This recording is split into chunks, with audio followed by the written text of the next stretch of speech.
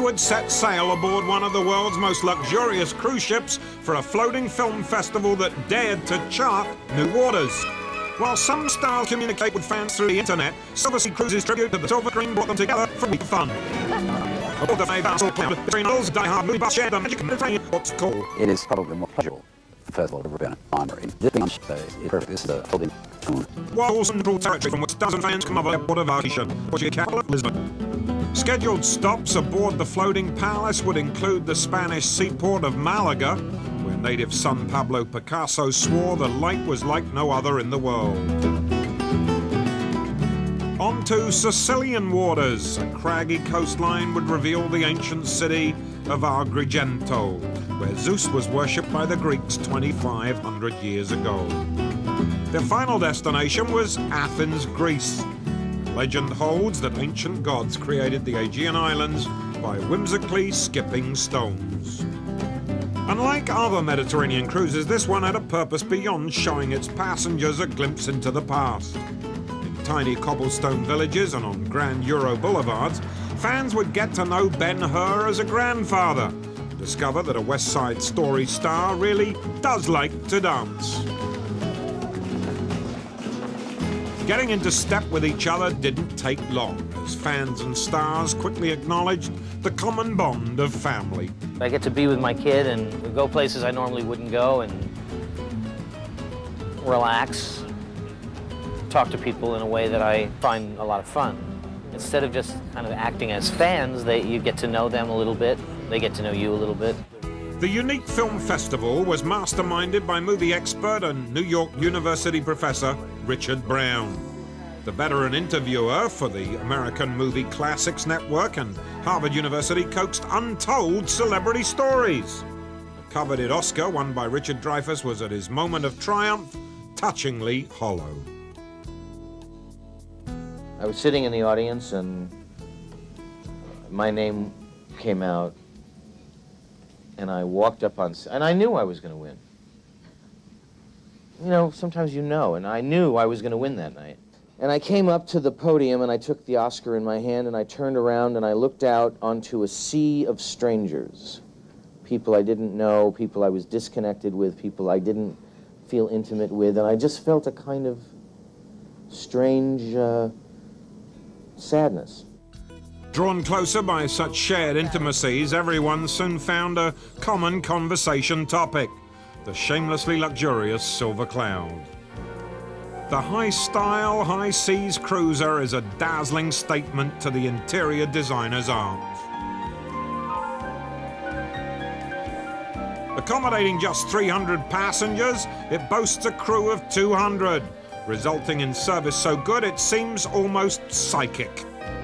Sprawling 300-square-foot guest suites are bigger than many hotel rooms. Each comes with comfortable relaxation areas, panoramic windows, and stylish Italian marble bathrooms. Add to that satellite television and an extensive video library, and it's a movie buff's dream come true. The Silver Cloud's finest suite is an 827-square-foot palace, perfect for a beloved queen of the silver screen. Well, folks, I know you won't believe this, but we are in a suite right now as we speak. In back of me and to my right is a veranda. This is on a ship. There's a veranda with chairs, with cushions, and a cocktail table. It's an apartment. It could be a house. It is a house. It just happens to be floating on an enormous body of water. With so much to marvel at, everyone came together on deck to share the other joys of luxury cruising. After catching some raised topside, someone sneaked a peek at their light meter, signaling the others that it really was okay to act like fans.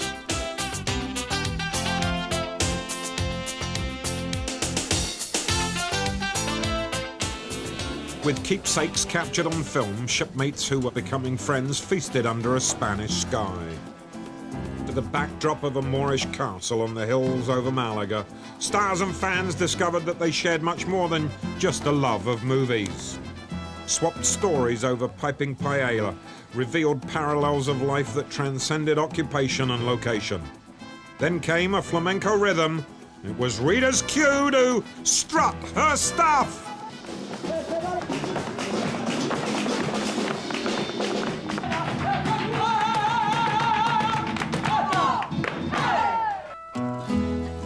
Spain gave way to Malta, where the sleek silver cloud berthed imposingly against a skyline that echoes Roman, Norman, and Arab influence.